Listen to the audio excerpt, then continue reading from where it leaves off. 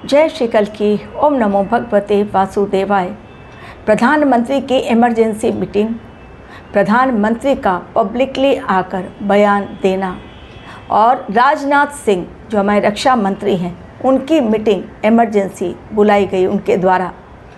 क्या वास्तव में हमारे देश में जो पलायन शुरू हो गया है, क्या ये मिनी लॉकडाउन की ओर इशारा कर रहा है? क्यों प्रधानमंत्री ने कहा तैयार रहें, संकट का समय है बड़ा आने वाला। तो क्या आने वाले संकट को हमारी प्रधानमंत्री की दिव्य दृष्टि ने देख लिया है?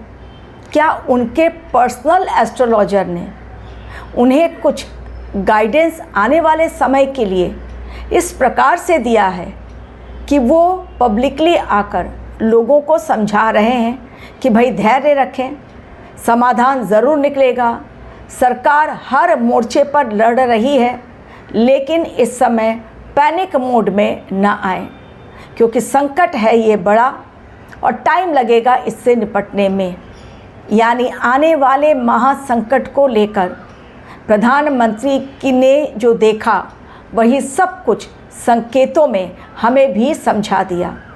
आप लोगों के साथ मैंने वीडियो शेयर किया 19 मार्च को, जाकर देखिए, जिसमें मैंने कहा था मिडिल ईस्ट युद्ध में सकारात्मक बदलाव देखने को मिलेंगे जब 21 मार्च को बुद्धदेव हो जाएंगे मार्गीय, जो कि बुद्धि के कारक, इंटेलिजेंस के कारक, व्यापार के कारक, संचार के कारक होते हैं। डेफिनेटली उसके पश्चात मिडिल ईस्ट युद्ध में बातचीत के ज़रिए कोई बड़ा हल निकलेगा और सकारात्मक परिवर्तन देखने को मिलेगा। समाप्ति की ओर युद्ध आगे बढ़ेगा। अचानक से डोनाल्ड ट्रंप का बयान ऐसा आया कि शेयर मार्केट में तो उछाल आया ही, एवं सभी लोग शॉक्ड हो गए। वो डोनाल्ड ट्रंप जो अनप्रेडिक्टेबल हैं, कब क्या कौन सा अनाउंसमेंट कर दें। सुपर पावर कंट्री आज चर्चा का विषय इसलिए बन गया है क्योंकि हर देश आज डोनाल्ड ट्रंप के कारण पीड़ित हो गया है।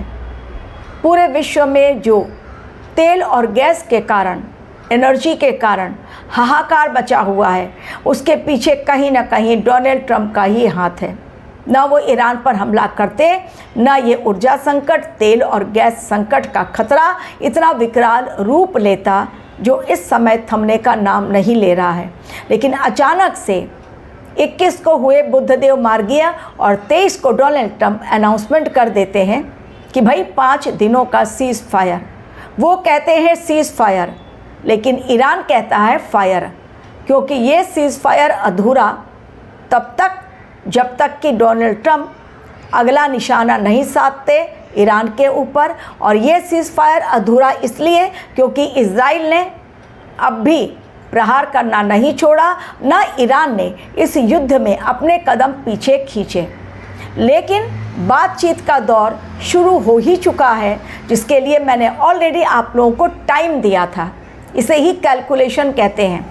कैलकुलेशन करने के लिए बहुत बारीकी से ग्रहों की चाल को समझना पड़ता है और नक्षत्रों के, ग्रहों के जब नक्षत्र परिवर्तन होते हैं उसका इम्पैक्ट क्या होगा उसे देखना पड़ता है, तब जाकर आप एक कैलकुलेशन कर पाते हैं। डेफिनेटली जो ईरान 23 मार्च तक ये कह रहा था कि नहीं हमारी तरफ से कोई बातचीत नहीं हुई, वो 24 मार्च को कहता है नहीं हम बातचीत के लिए तैयार हैं, रास्ता खुला है। डेफिनेटली अब डोनाल्ड ट्रंप, ईरान, नेतन्याहू के बीच में डेफिनेटली एक सकारात्मक बातचीत होगी और बातचीत के ज़रिए ही मिडिल ईस्ट युद्ध में जो हाहाकार मचा हुआ उसका अंत होगा। धैर्य रखना पड़ेगा और शांति बनाए रखनी पड़ेगी, पैनिक मोड में ना आए। हर क्वेश्चन का जवाब आप लोगों को दूंगी अपने वीडियो के माध्यम से। यदि आप लोगों को भी अपने ग्रहों की चाल को समझना है, अपनी कुंडली में क्या हो रहा है उसका असर आपके जीवन पर और क्यों, इसका समाधान क्या है। हर समस्या का समाधान, हर ताले के लिए एक चाबी भगवान ने बनाई और वो चाबी से ही वो ताला खुलता है। अलग चाबी अगर आपने किसी और ताले में लगा ली जिसकी वो चाबी नहीं, तो वो ताला नहीं खुलेगा। उसी प्रकार जब तक आप अपने जीवन की समस्याओं का समाधान सटीक नहीं ढूंढेंगे, तब तक आप जीवन भर स्ट्रगल करते रहेंगे। इसलिए कुंडली एनालिसिस करवानी ज़रूरी है। बहुत सीरियस है यदि, तो ही आप मेरे ईमेल आईडी पर क्लिक करें। मजाक के लिए नहीं, खेल तमाशे के लिए नहीं। फीस जाने और तब जाकर अपना date of birth, time of birth और प्लेस ऑफ बर्थ भेजें। आपकी बनी बनाई कुंडली ना भेजें।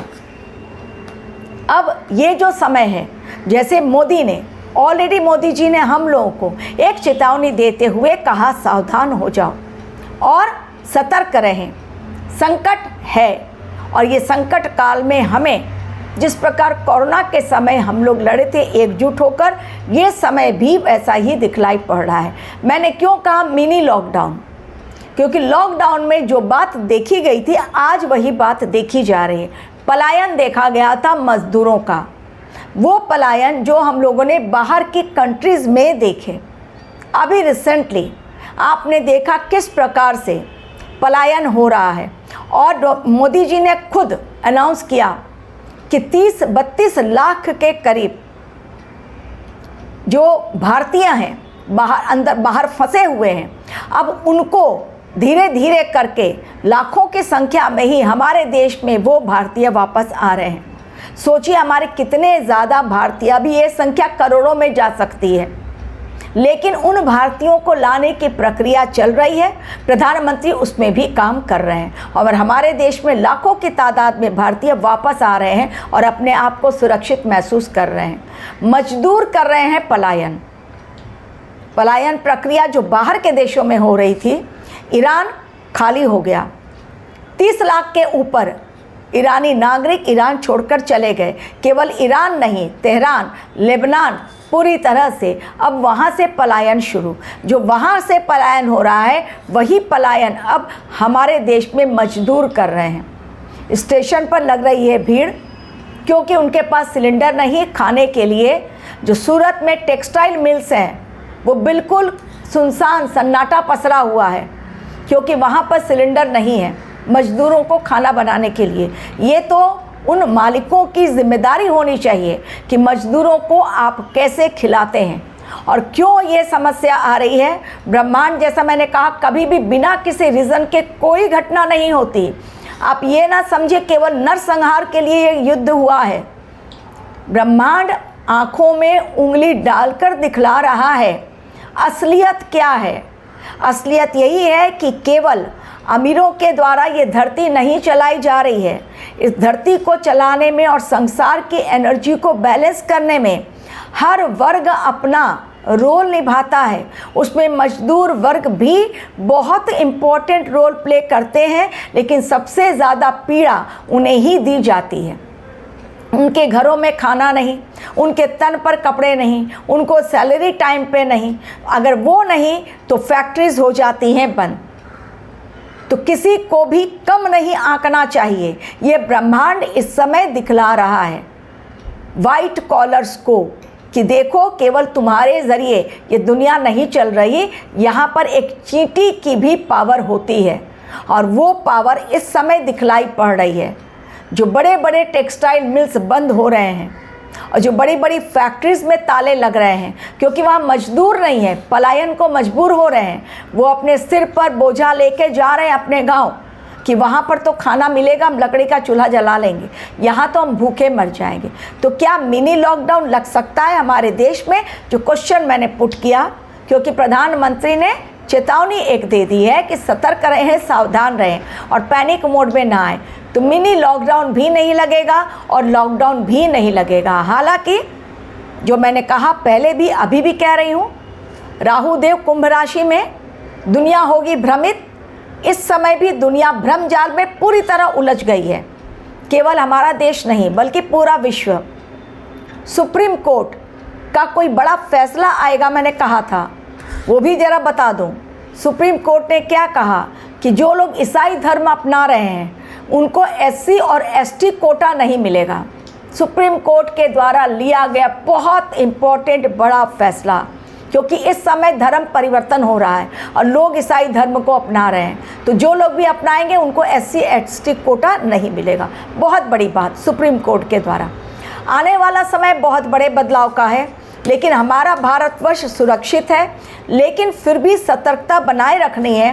ग्रहों की चाल यही कह रही है। मार्च महीना अभी भी शेष है। 29 मार्च को केतु देव जा रहे हैं मघा नक्षत्र में, जो कि उनका खुद का नक्षत्र है। और ये समय 2 अप्रैल तक मैंने कहा अनकंट्रोल्ड सिचुएशन है। बातचीत से ही बिल्कुल हल निकलेगा। मेरी प्रेडिक्शन सही डायरेक्शन में जा रही है। जो मैंने प्रेडिक्शन दी है कि जुपिटर करेंगे एनर्जी को बैलेंस, क्योंकि जुपिटर 2 जून को जा रहे हैं कर्क राशि में, जो उनकी अपनी उच्च की राशि है। केतु देव जा रहे हैं मघा नक्षत्र, जिसका चिन्ह जो है वो सिंहासन है। लेकिन केतु देव भी कहाँ बैठे हुए हैं? सिंह राशि। और सिंह राशि का स्वामी कौन है? सूर्य। तो चीज़ें इस समय अनकंट्रोल्ड हैं और ये चीज़ अप्रैल और मई में कंटिन्यू होगी। कारण मंगल देव का राशि परिवर्तन, अंगारक योग अभी चल रहा है, वो पहुँचेंगे मीन राशि में, शनि देव के साथ युति बनाएंगे और वहाँ सूर्य देव हैं। 2 अग्नि तत्व और 1 वायु तत्व। डेफिनेटली इस समय प्लेन क्रैश की घटनाएं और अधिक होंगी, फायरी इंसिडेंट और ज़्यादा होंगे। केमिकल फैक्ट्रीज हो या कपड़ों की मिल हो या किसी प्रकार का कोई गोडाउन हो, लेकिन इस समय अग्निकांड से जुड़ी हुई घटनाएं बहुत ज़्यादा देखने को मिलेंगी। ऑलरेडी 2 प्लेन क्रैश की घटनाएं हो चुकी हैं, 1 भूकंप भी आ चुका है। ऑलरेडी 3 बड़े इंसिडेंट हो चुके हैं। जब से मैं वीडियो दे रही हूँ, ये रिसेंटली कई वीडियोस में मैंने जो कहा था कि इस समय प्लेन क्रैश की घटनाएं होंगी, तो ऑलरेडी 2 बड़ी प्लेन क्रैश की घटनाएं जिनमें मौतें हुई हैं भीषण, एवं 1 बड़ा भूकंप भी आया है। जनहानि कितनी हुई इसका अंदाज़ा नहीं, क्योंकि वो न्यूज़ अभी तक नहीं आई है। तो ये समय घबराने का नहीं, शांत रहिए, पैनिक मोड में न आए। चीज़ें हमारे देश में बिगड़ चुकी हैं, लेकिन प्रधानमंत्री अपने लेवल पर उसे सही करने की कोशिश कर रहे हैं और चीज़ें सही होंगी भी, लेकिन टाइम लगेगा। ग्रहों का संकेत इसी ओर इशारा कर रहा है। तो पलायन करते मजदूर मिनी लॉकडाउन की ओर इशारा तो कर रहे हैं, लेकिन मिनी लॉकडाउन हो या लॉकडाउन हमारे देश में नहीं लगेगा और ना ही पूरी तरह से ब्लैकआउट हो जाएगा जिस तरह क्यूबा में हुआ है। लेकिन समय समय पर इंटरनेट होगा फेल, साइबर क्राइम की घटनाएं बढ़ेंगी। इसलिए इस समय अनजाने लिंक पर क्लिक ना करें, अनजाने वेबसाइट पर ना जाएं, किसी की बातों पर यकीन ना करें, भ्रम जाल में ना उलझें, क्योंकि राहु देव बैठे हुए हैं कुंभ राशि में और राहु देव जो कुंभ राशि में, वहाँ पर मंगल देव के साथ अंगारक योग। तो ये समय भ्रमित होगी दुनिया और हर सेकंड इंसान कभी ऊपर जाएगा और कभी नीचे। 1 सेकंड में लगेगा चीज़ें बिल्कुल सही, दूसरे सेकंड लगेगा चीज़ें बिल्कुल खराब। Thank you very much for watching my video.